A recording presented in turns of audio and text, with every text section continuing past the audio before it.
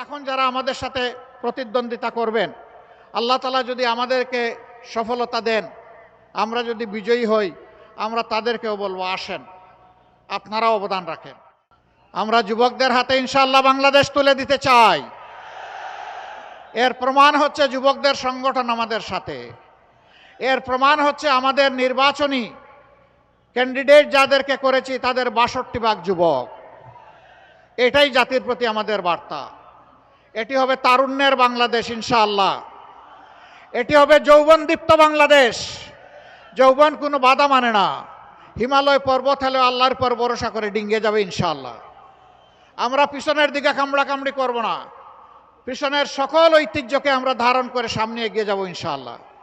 আমাদের লক্ষ্য এখন শুধু সম্মুখ পানে, আমাদের লক্ষ্য জাতিকে ঐক্যবদ্ধ করে এগিয়ে যাওয়া। এই জন্যে দলের ভিতরে দলকে হজম করার এই নীতিতে আমরা বিশ্বাস করি না।